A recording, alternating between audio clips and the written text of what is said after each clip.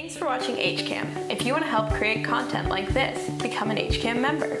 As a member, you'll have access to professional quality equipment and software, as well as guidance from HCAM staff.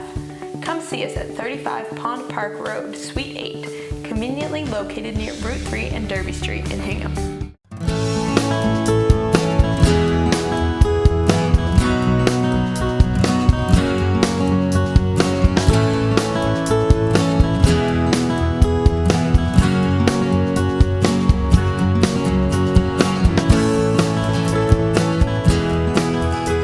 My name is Stephen Dellelo. I'm the founder and president of Retirement Income Strategies. We're located over in West Bridgewater. And there's a bio on me, but just by way of background, I'm an accountant, I'm a chartered financial consultant. Been doing this for 27 years. Been married for twice that, 44 years. I live in Easton. I got 2 grown children. And I got 3.5 grandchildren. So that's my new job description. They're just getting big enough to that I can relate with them. So that's my new job description. I'm trying to get used to it. So that's a little bit about me. This is going to be an educational workshop. You're going to take an awful lot of notes, and I'm going to cue you where I think the note should be taken. But the notebook has been left intentionally blank so that you go along with me. Because you came today, you're going to get this this book. I didn't write this book, but it was a book by another third party, and follows the presentation. So don't worry about absorbing everything today. You just go home and read the book, and it will follow along. So I'm going to keep you here about an hour and 15 minutes, and people want to know what the bottom line is because you're not going to remember everything. There's only 3 things I want you to learn, and I call it the bottom line. So on your workbook, if you open up your workbook, at the very last page, these are the 3 things that I'm hoping that you'll get out of it. Number 1 is the importance of timing Social Security. When you take Social Security kind of determines a lot of, has a big impact on your retirement income.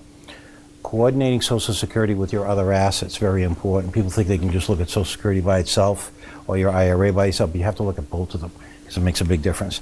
And then my favorite is the subject of taxes. We want to talk about how taxes impact your retirement.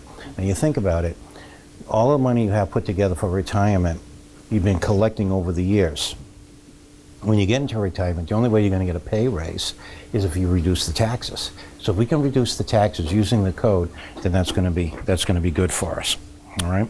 So we're going to use a lot of definitions, and in your book, about the 3rd page in, there's a glossary of definitions on the very front. So we'll be talking about this with Social Security. And by the way, early disclosure, I do not work for Social Security. I do not work for any government agencies. I'm an independent planner. I don't represent any of the companies I don't work for any of the companies we represent.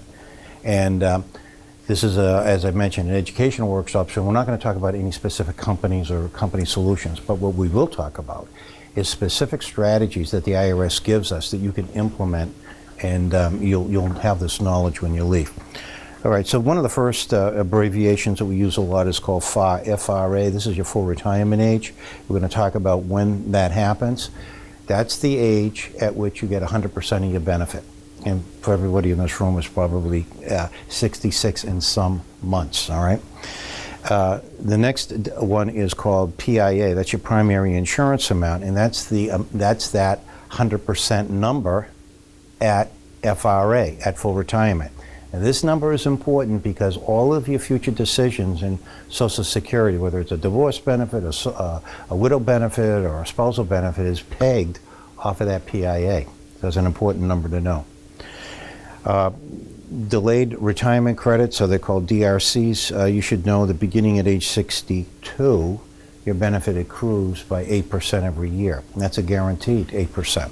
So that's why Social Security is so important, because we can't always guarantee that our market accounts are going to grow at 8%. And then finally, the COLA, cost of living. Social Security is probably one of the very few, if not the only, asset that you have in your retirement portfolio that is adjusted for inflation. Now there's a in your packet, there's a blank sheet for notes. You ought to pull that out because we will be taking notes and putting some diagrams on there. So let's get started. This is the new rules for savings for retirement. As our disclosure, we start off with Social Security because it's the guaranteed piece. Now, you don't have a picture of every one of these slides in your notebook, and I'll cue you when we're going to go to the notebook.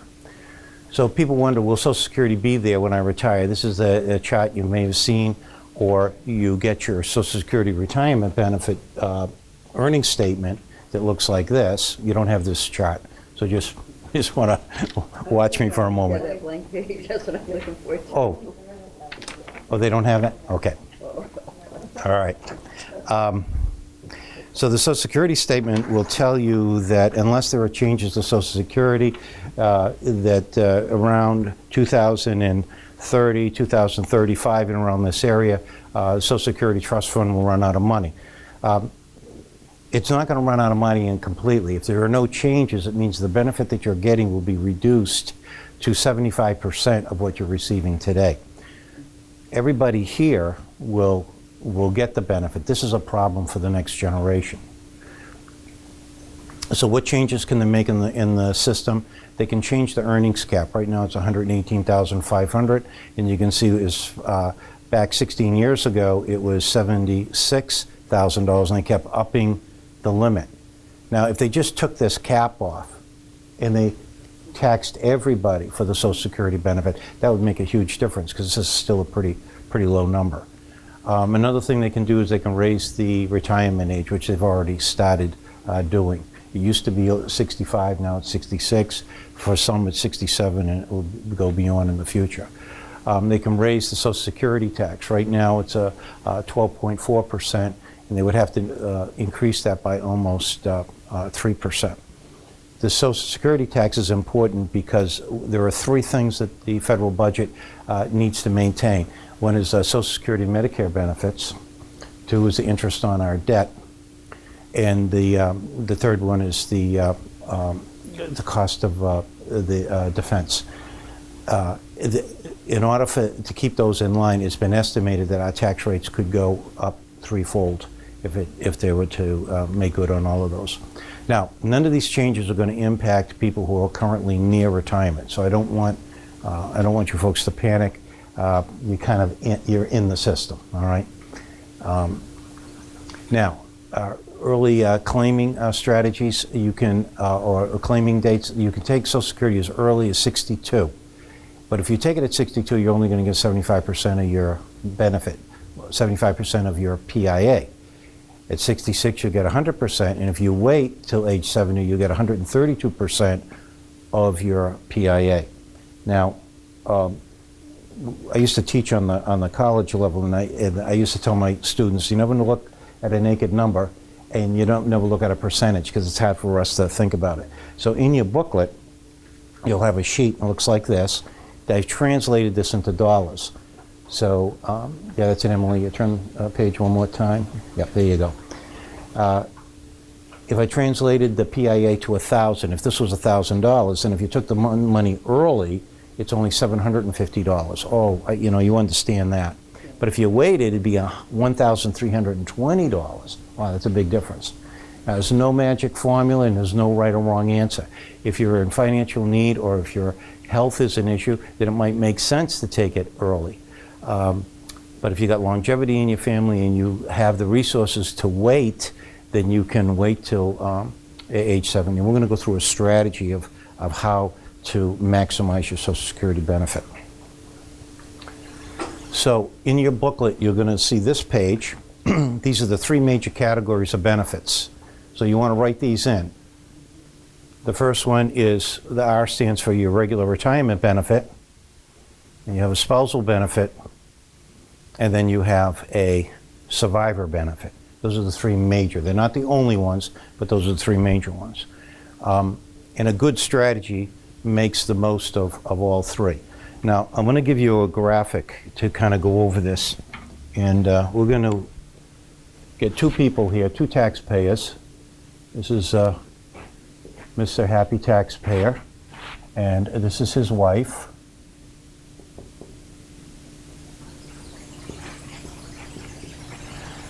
Now, every taxpayer has this situation. I want you to think about it this way.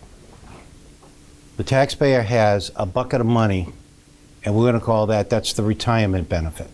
Right next to that, he's got another bucket of money, which is separate, and we'll call that the spousal benefit. And he has another one that could be called the survivor benefit, we'll call the widow benefit, and then it goes on. So each person has these separate accounts. And the thing you want to understand is when someone is taking a spousal benefit, they're not taking away from the person's regular retirement benefit. Now, wife has the exact same thing. She's got her own retirement benefit, her own spousal benefit, and her own widow benefit, etc. And we're going to add to this graphic as we go along to talk about how they interplay with each other. So planning for a survivor is critical. The survivor generally receives the higher of his or her own benefit when a partner is deceased. Statistics tell us that 80% of the women survive their husbands by an average of 14 years, and 98% of the widow benefits that are sent out are sent to women. Now, I'm going to deviate here. There are three things that happen to a widow, generally. All right, this is not in every single case. The first thing that happens is your income goes down. Why is that? Because you lost your benefit and you stepped up to the higher benefit, the husband benefit. Now, if your benefit was greater than the husband's benefit, then you're always going to get the higher of the two. So that's the first thing that happens. The second thing that happens is your taxes go up. Now, why is that?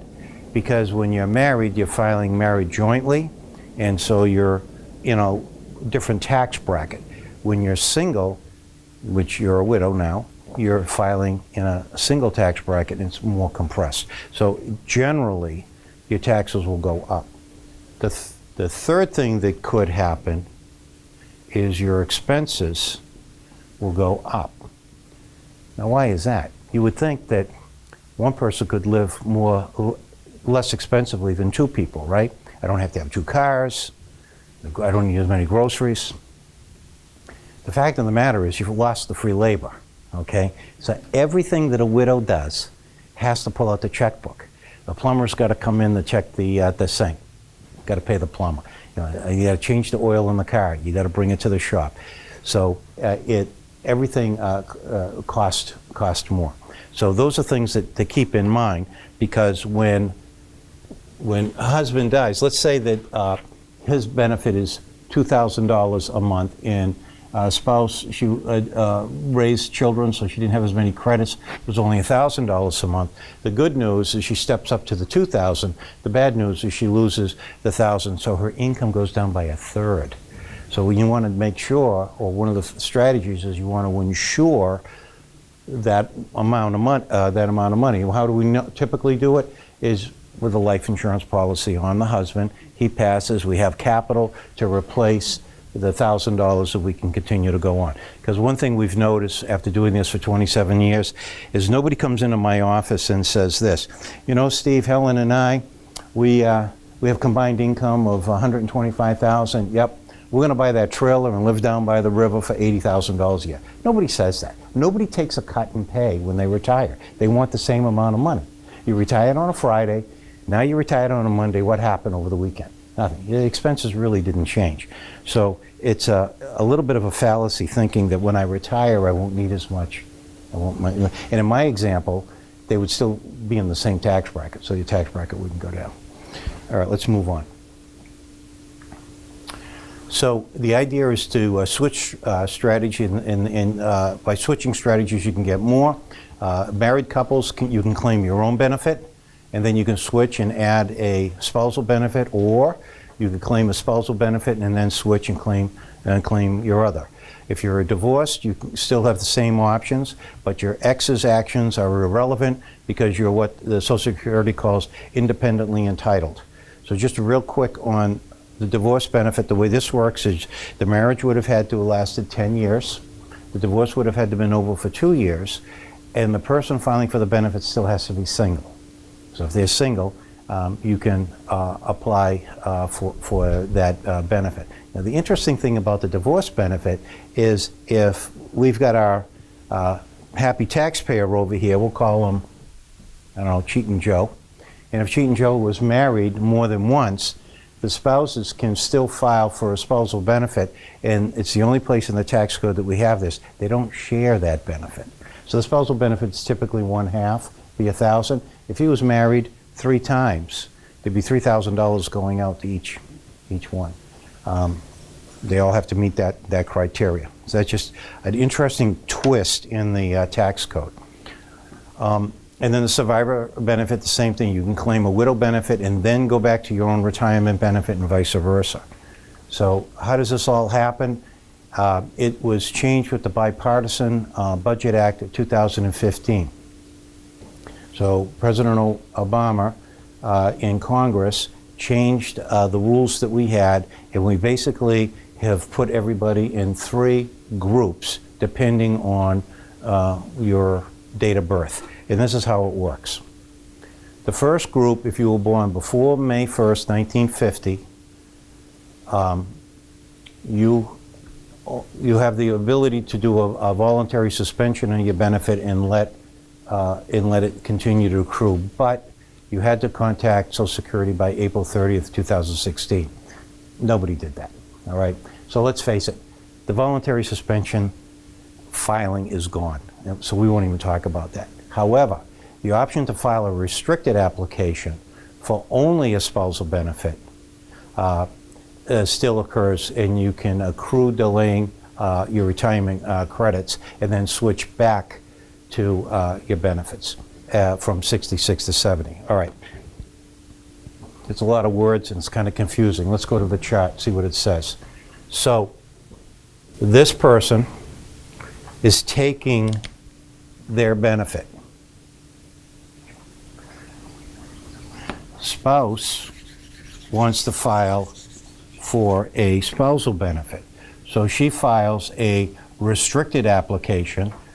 Restricting what? Restricting her benefit to 0.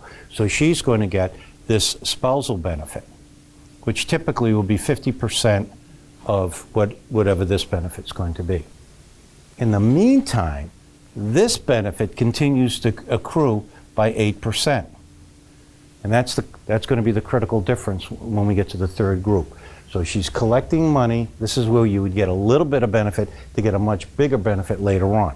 So think about it. If she waited to 66, she would get 1/2 of this person's full PIA. That's basically free money from age 66 to age 70, and then at age 70 she could switch over and pick her benefit. Or we can go the other way. It depends on how the numbers work. All right, but you had to been born before 1950 for that to happen.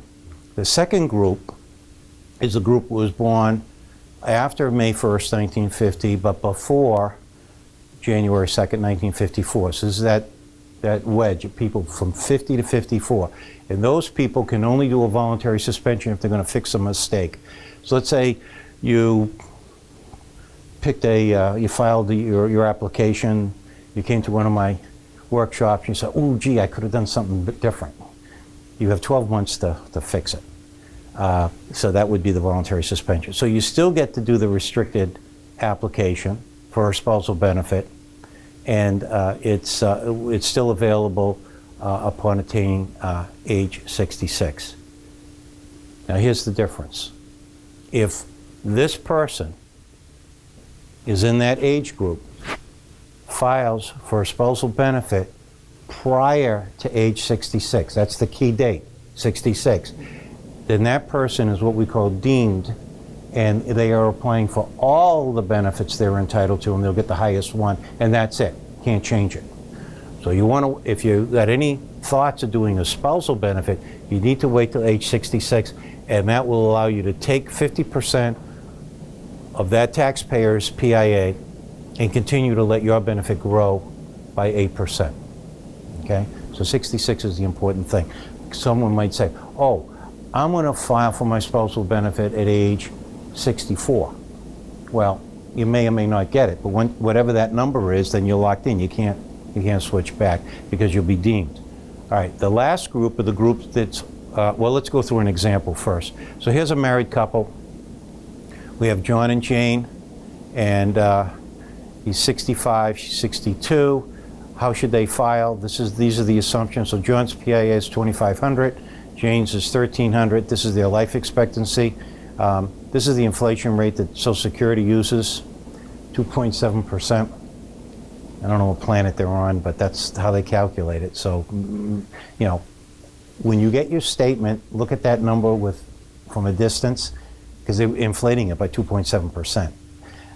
And then the real rate of return is 1%. So let's see how it looks like. So when we put it into the software, the suggested strategy, and I'm going to tell you in a second, comes out to about $1 million that they're going to take out of the system over their lifetime. The earliest, that if they took the money out at 62, which would be 75% of their benefit, right, is only a little over 800. So that's a difference of $188,000 over their retirement. It's a big number. So here's what the strategy was. John filed for benefits at 68 and 11 months, and he got a benefit of $34.29. So John filed for his standard benefit. He took this benefit right here. Jane should file for only the spousal benefit beginning at age 66. Why? Because at age 66, she won't be deemed, and she'll get $1,390, and then she'll switch to her regular retirement benefit at age 70, and look at the difference. She gets it goes up to 23. She receives the maximum delayed credit. One thing to note: you do not receive the 8% credit after age 70. You're done. And if you don't tell Social Security what you're going to do, guess what's going to happen? They're going to send you that check after age 70. Now, how do they know to do that, do you think? Because when you were 65, you did what? You applied for Medicare. So they know you're out there. They're just waiting for you to come in to give them the instructions. If you don't say anything, they're gonna shoot that check out to you. All right, this is the third group. This is for everyone born after January 2nd, 1954. They don't get the suspension. The option for the restricted benefit, this strategy, is gone. So for this group, it's the timing that matters. When are you going to take the benefit? All right. So that's how that works. So why do we want to maximize the benefit of Social Security? If you imagine this line right here as the amount of income that you want to have at retirement, that's your income demand number. These blue bars represent the amount of Social Security. This difference, this income gap, has got to be made up from what I call your capital stack. And that's all the other stuff that you have. So by getting the maximum Social Security benefit and trying to get as close to your retirement income objective puts less pressure on your capital stack. Right at a time when you're retired, you really don't need to be reaching for the fences and getting all kinds of crazy, market returns. So why don't you just go to Social Security and get this advice? Well, Social Security looks to give you the highest monthly benefit on the day that you file. Why? Because that's what Congress told them to do. They can't have the discussion that we're having today about looking at different filing strategies. They're not bad people, they're not mean or anything, but it's illegal for them to have this conversation. They can't give advice, and the biggest thing is they cannot coordinate the benefits with your outside assets because they don't know what your outside assets are. Okay, so will the benefits, are they taxable? And it will be different. So this is, you have this sheet in your workbook. It looks like this. We're going to fill it in.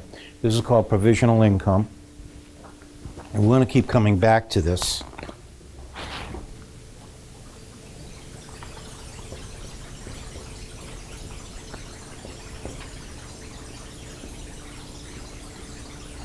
So provisional income is a way that the IRS determines whether or not your Social Security is going to be taxable or not. So a separate calculation that's off of the tax return. And the way the calculation works is that they count 50% of your Social Security benefit. They count 100% of your income, regular, ordinary income. They count 100% of your dividend and interest income, and they count 100% of the non-taxable income. What was that? That's all that income that you got from your broker, from your mutual bonds and your muni bonds. Well, now they're going to count it back. When you add up these numbers, and if that number, I'm going to use the example of a married couple filing jointly. If this number is greater than $44,000, then up to 85% of your Social Security could be taxable. Now, the tax rate's not 85%. It's just 85% of it is going to be taxable. And there's a place on the tax return right here on the front page they put it. Now, why is this important? Because any income tax that we can save on Social Security is like giving ourselves a raise. So it wouldn't be unusual for a married couple to have, say, $50,000 worth of combined Social Security income. And if it turns out that they're in a 20% tax bracket, if that $50,000 was the 85% number, it's $10,000 of income that goes away forever. The income tax that you pay on your Social Security is got to be made up from another area. Where's it going to be made up from? Your IRA, your 401k, your savings, your investments, your CDs. So it's if this can be managed, it's a clever way to make your Social Security more efficient. And we want to show you a tax return at the very end that will show us how that can become efficient. So just to review, it's 50% of your Social Security benefit, 100% of your ordinary income, 100% of the dividends, 100% of the tax-free income. This is the limits for a single taxpayer, and these are the limits for a married couple. There's a sort of it works on a curve. So the first $32,000 is going to be free. Anything from 32 to 44 gets whacked at 50%. Anything over is at 85. So we just use this example to make it simple to understand. That's the Social Security piece. Now let's see how that interrelates with everything else that we have. This is a chart that you have in your packet. It looks like this, and I'm going to replicate this chart on the board here. And I'm going to take down our happy taxpayers.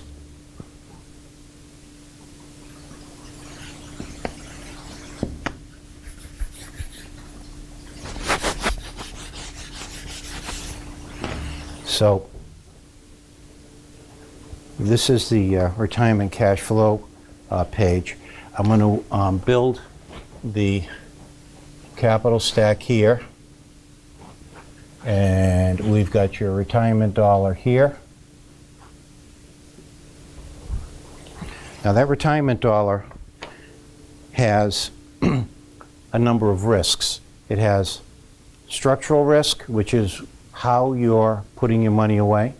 It has market risk, and it has tax risk. It also has two parts. And I'm going to just draw a line on your chart like this. This is the amount of money that comes in through what I call the mailbox. So what could that be? That's stuff that's just going to show up. That's going to be Social Security. It could be a pension if you have one. It could be an annuity payment. It can be a required minimum distribution that you're going to have. We're going to talk about that when you turn 70. So those are things that are just going to happen without you having to do anything. The rest of this is going to be the income gap. And that income gap has to be made up from this capital stack. You have my little arrow going here, from that capital stack. Now, if you visualize all the money that you have just laying $1 on top of the next, and you take the top dollar out of the bucket to satisfy this gap, there's a certain chunk of money at the bottom of that stack that you're not going to get to for the next 15, 20 years. That money needs to be invested differently than the rest of the stack. So we shouldn't have all of this money invested the same way. That's all I'm going to say about that. Now, if I look at all the money inside the stack, you'll see the three circles. There are three different types of monies that we have in our capital stack. And you get three different lines there. And I'm going to just use a different color. The first one I want you to write is just say taxable on top of that line. What is that? That's your stocks, bonds, CDs, basically everything that's not in an investment account. Now, if I were to sell a stock today or a mutual fund, and I had a gain in that mutual fund, does anyone know what the maximum tax is that you would pay on that gain? Well, that maximum tax that you would pay in that gain, oddly enough, is close to 24%. Some people might say, well, the long-term capital gain rate, Steve, is 20%. Yeah, but we've got the Obama tax that we've got to add in for ACA at 3.8%, so it comes up roughly to 24%. Now, the problem with this is what I call a success tax. Because you were profitable in an investment, you're penalized that 24%. So that's one piece we have to keep in mind. The next group of assets are your retirement assets. Now, we're just going to use a general term to identify it. We're just going to call it IRA. It's all the IRA stuff. And it could be a 401k and all the rest of it. So if I've got money in an IRA and I'm retired, I take money out of that IRA. Does anyone know what the tax rate is? What's the maximum tax rate that we have in this country right now? Now, the audience is not responding because, and that's good, because it's a trick question. We don't know what that tax is going to be, because we don't know what the tax rates are going to be in the future. Now, I said earlier in the lecture that we thought tax rates are going to go up because of Social Security and Medicare and the interest on the debt, et cetera. And the tax rates are going to go up, and they're going to go up because of a four-letter word, and it's called math. It's just the way it's going to go. I mean, President Trump says he wants to reduce the tax rates, and I'm all in favor for that, and if it happens, we'll take advantage of it. But it's not going to have any stickiness. It just, the math doesn't work. So I used to teach on the college level, and in order for my students to remember a concept, you have to relate it to a story. So I'm going to give you two stories right now to understand the impact of this retirement account. So the story goes like this. I drove over here in my DeLorean, and my DeLorean has a flux capacitor in it.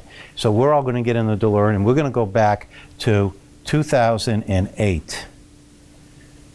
And what was going on in this country in 2008, where it was a pretty bad time on a financial collapse. But one thing was for sure, the banks weren't lending any money, were they? All right? So, Emily, let's pretend that you need to borrow $10,000. The banks won't give you the money, and you're calling all your friends and relatives, but they have caller ID, they're not answering the phone. So I find out about your plight, and I say, Emily, I'm going to lend you the $10,000. Now, there's two things that Emily wants to know about that loan, right? The first thing is you want to know what's the rate, right, Emily? And the second thing you want to know is what's the term. Now listen very carefully to the words that I use now. When I say, Emily, I'm too busy giving these Social Security workshops, so I don't have the time to figure out what the interest rate is. But someday I'm going to come knocking at your door and I'm going to want that $10,000. So we'll figure out But the compound interest rate goes all the way back to this date to whatever that day is in the future. So here's my check for $10,000. It's made out to cash. Would you take that deal? And you wouldn't. Nobody would take that deal. But what I just described is every government-approved IRA, 401k, 403b, every retirement plan that we have in this country, that's how it works. Because the theory was, you know, Pat, put the money into the IRA because when you retire, there's going to be two things that are going to happen. Number one, you're going to be in a lower tax bracket, which we know is not true. And the second thing, and the reason why you're going to be in a lower tax bracket is you're not going to need as much money when you retire. Now, if you're Mitt Romney, that might be true. But in my earlier example, for the couple that was making $125,000, I doubt that they want to take a cut in pay. Now, it doesn't mean that the people, our employers and everything that were sponsoring the 401ks were doing anything bad. That's what the paradigm was at that time. We all believed that. We thought that's what was going to happen. But it's turned out a little bit differently. Now, I'm going to give you a second example. We're going to get back into the DeLorean, and now we're going to go back to 1989 to 1991. The top end tax bracket in this country was 28%. Now, Pat, if you were my client and I was doing your tax return, I would be charged with the responsibility of giving you the most optimal tax return, which meant I would have been giving you all of the tax favored bridges possible. Now, let's say over that time period, you put in, say, $1 million into these various accounts, which were IRAs, SEPs, 401ks, whatever, but the total was $1 million. You would have received, I need a little bit more loan. You would have received a $280,000 what? Tax credit? Nope. Tax refund? Nope. They called it a tax deduction. But I'm here to tell you there was nothing deductible about it. Because let's roll the camera forward. Now watch me on this. It's now 2017. Pat, you're getting a little bit nervous. You say, you know, Steve, that money I gave you way back a couple of decades ago, I just want my original $1 million back. So I cut the trade, and I'm going to send you $1 million, but wait a minute, you're going to have to cut a check to the Internal Revenue Service today for $434,000. What? Yeah, because today, ladies and gentlemen, the top end tax bracket is not 28%, it's 43.4%. That's at 39.6, and again, the Obama tax that's on top of that for ACA. So that's the top end tax bracket. Now, in your packet, I want you to go to this chart right here. This is a chart that shows what the tax rates were in this country when the Internal Revenue started, which was in 1913. And you can see that first hump was World War I, and then the second big hump was World War II. In the 40s, the top end tax bracket in this country wasn't 43.4%, it was 90%. But it was 90% on income over $200,000. Now in the 40s, $200,000 was a lot of money. There was a Hollywood actor who later went into politics, and he only made 2 movies a year. He was paid $100,000 per movie, and that's it. He didn't work anymore. Because if he made any more than $200,000, the 90% would kick in, and he would work for nothing. Anyone know who that actor was? It's graduated, so that's not really. Well, it was graduated, but it started at 200,000. So 200,000, bam, 90%. That was Ronald Reagan. It was Ronald Reagan. So, okay, so getting back to my story. So now we come down into the 50s and 60s, and here we are on the far right-hand side, 2016, 2015 is the latest. So my question is, where are we relative to tax rates in history? Even as bad as this is, we're in the lowest tax bracket today.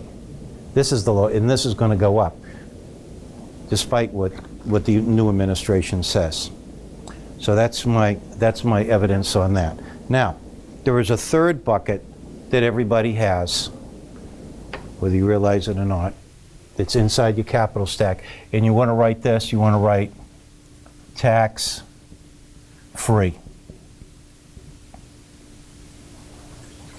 So if I sell something out of my tax-free account, what's the maximum tax I'm going to pay in this country? It's 0. It's the power of 0. Now, there are only 2 ways in this country that I can generate tax-free income. The first way is through something called a Roth, and the second way is through something called a 7702 plan. And we're going to get into the details of that in just a moment. So what we're going to do now is I'm going to take you on a little journey, and we're going to talk about 7702. That doesn't mean there's anything wrong with the Roth.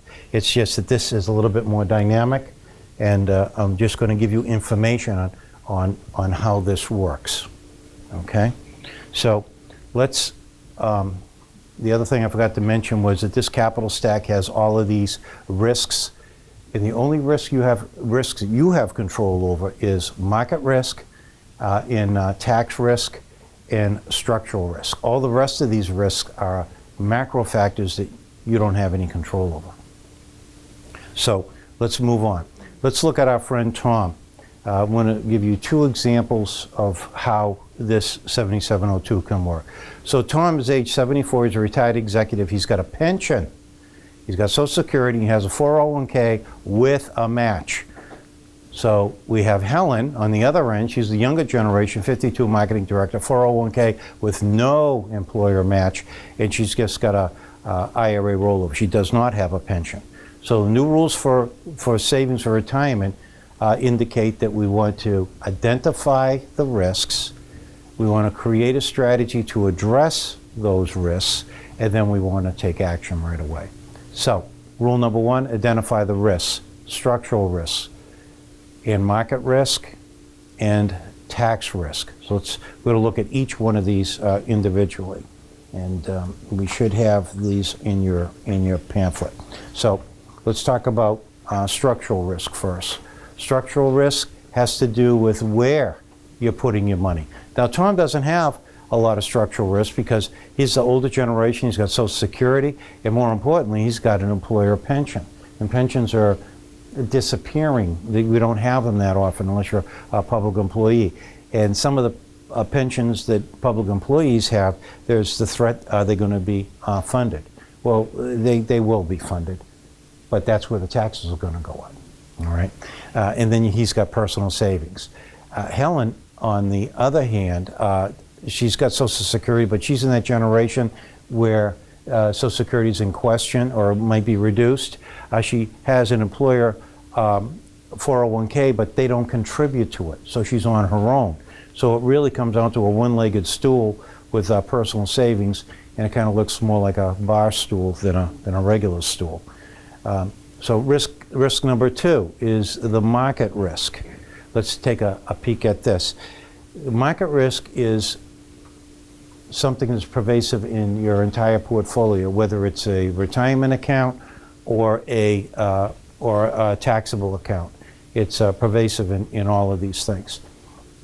Can we control the market risk? Well, let's look at the market. This is the S&P 500 since the beginning of the century, including dividends. And you should have this piece in your booklet. So I want you to notice that at the beginning of the century, at 2000, the market went down 9%. Then it immediately went down another almost 12%, and then it went down to 22%. This is only 2002. This was the tech bubble. Then it came roaring back, right? 28%. Now, does anyone believe that those people made any money that had 28% in that year? No, they're still underwater. It took us 1, 2, 3, 4, 5, 6, 7 years just to get back even from when we started. Most of the decade was already over. I said 7. I meant to say 5.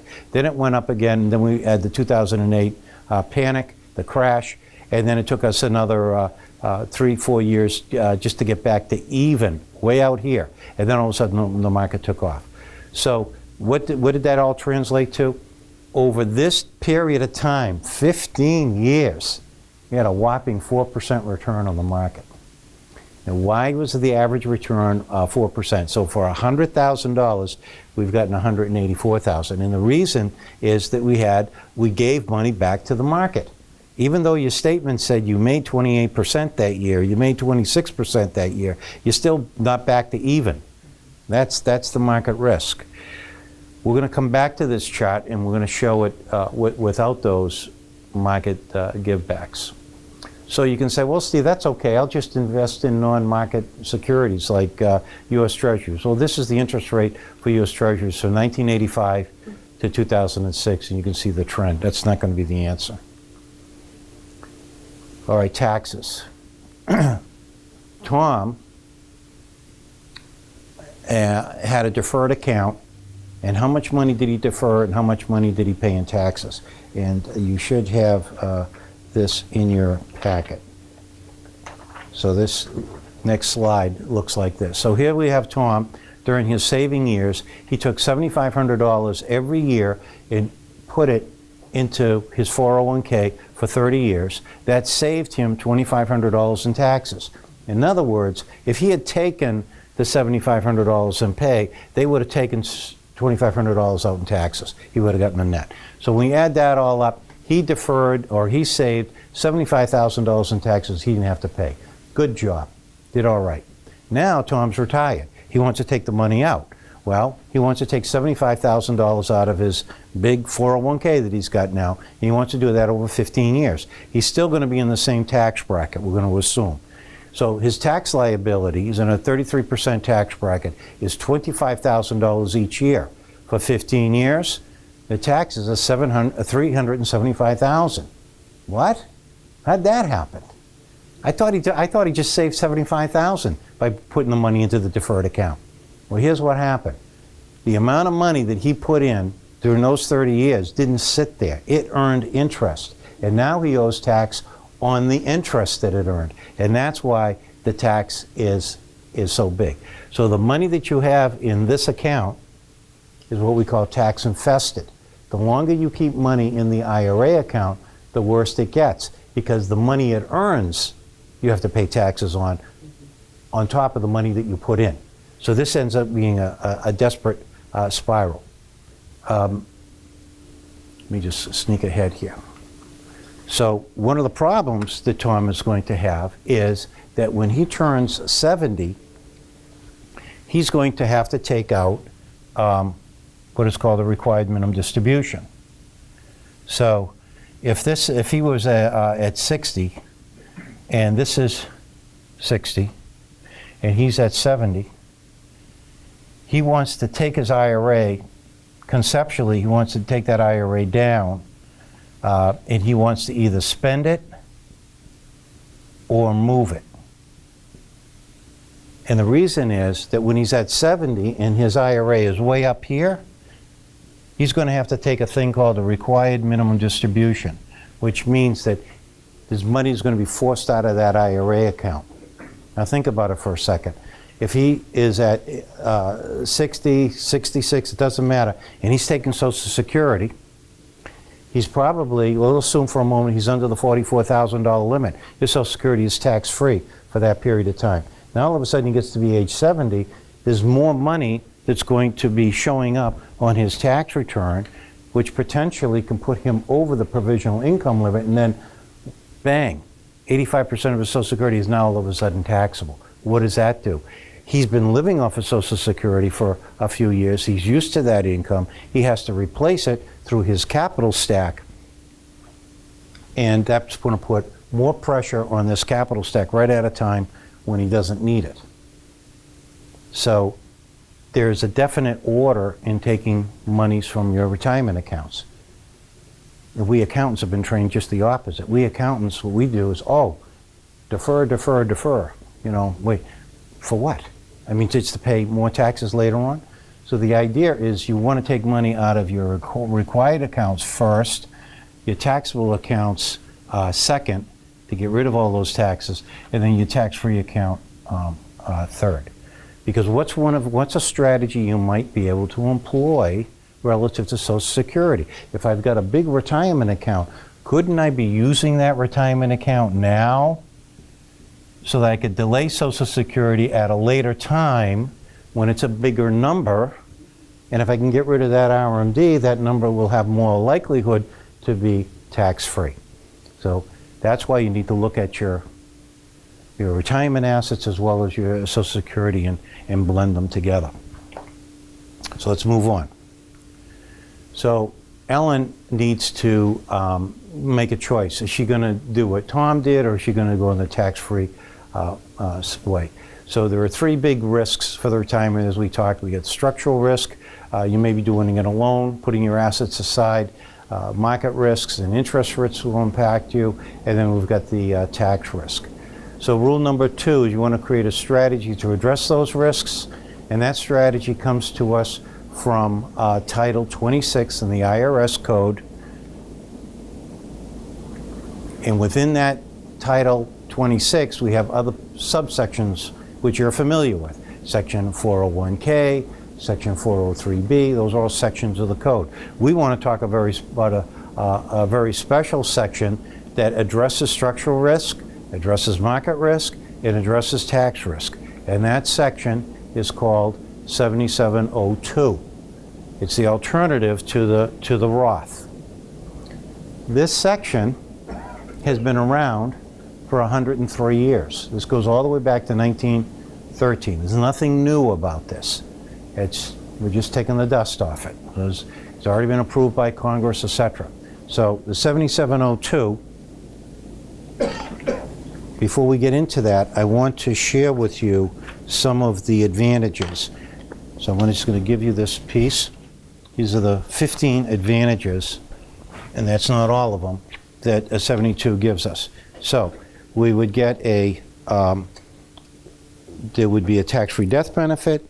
You'd get tax-free growth, tax-free transfers, tax-free withdrawals that you can use over and over again. There's no 59.5 rule, so there's no penalty. There's no offset for Social Security.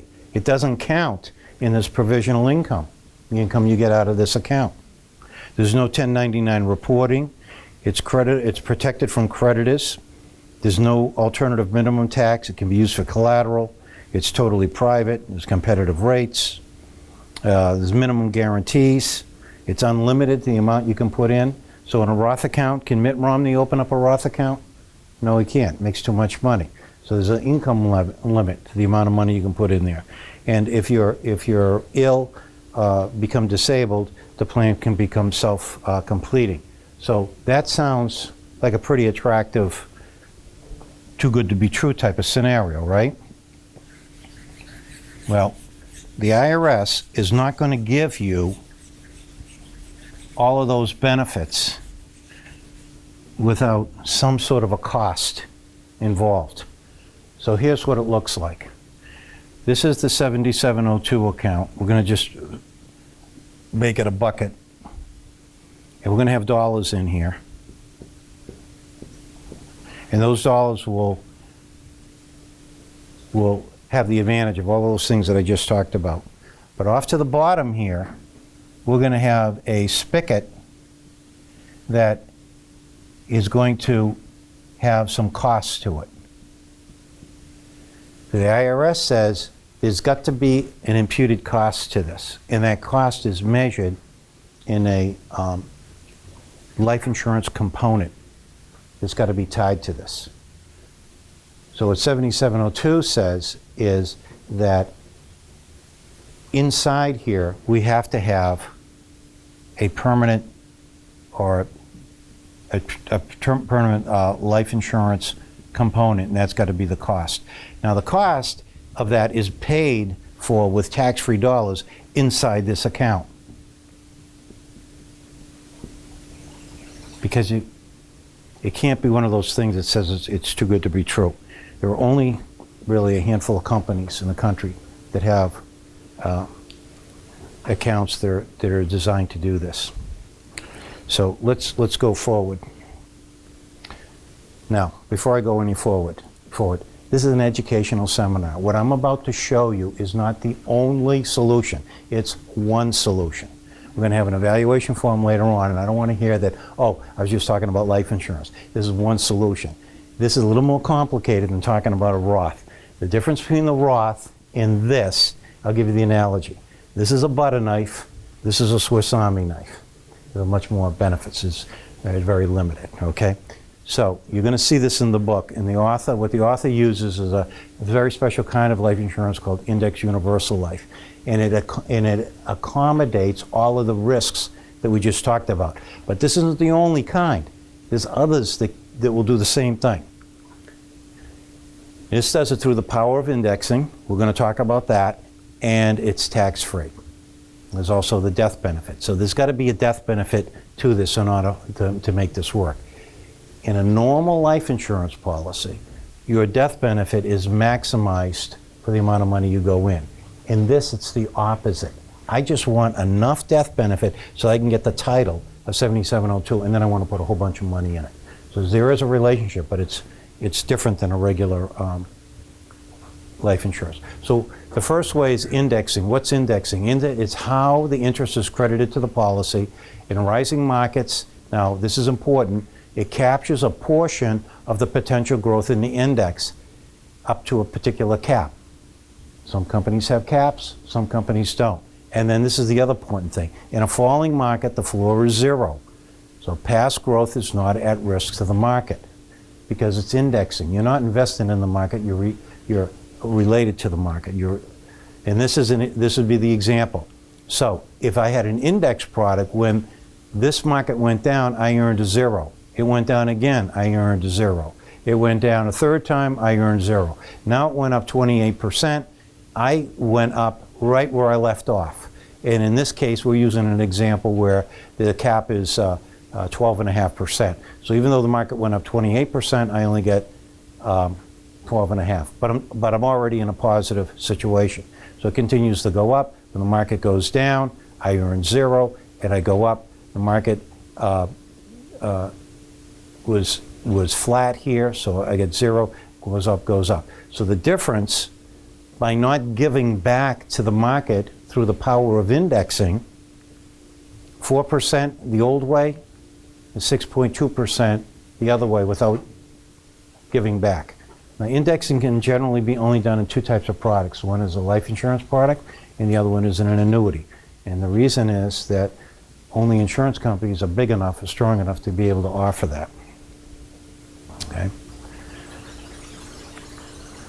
So the tax advantage, so that's the market piece. So here about the taxes. It addresses the tax risk by allowing tax-free loans available in retirement. The interest earnings are not taxed. Remember our friend Tom, $375,000 he paid in taxes. He's paying taxes on the interest. Interest doesn't get taxed here. There are no 1099s. There's no penalty for taking money out, 59.5, and there's no requirement to withdraw the money at 70.5. He doesn't have this problem. So which means it's not going to be included in his provisional income, which gives him better odds of having his Social Security tax-free. So he gets dual protection. If you accumulate the money in the account, if Ellen dies, tax-free death benefit goes to her heirs. If she lives, she retires, she borrows the cash out for supplemental income. So helping to address the risks. So the structural risks, we've got the death benefit to help protect the heirs. It also builds cash value. The market risk, potentially the potential to grow the value in the account, the protection of the principal against market volatility, and taxes, access to the cash value on a tax-free basis. So this would be an excellent way to add to the Social Security piece that you have here, and we could probably add another mailbox piece of money, which is called 7702. Or it could be the Roth, too. Either way. They're just two different types of tools. Okay? And then, of course, rule number 3 is you get started now.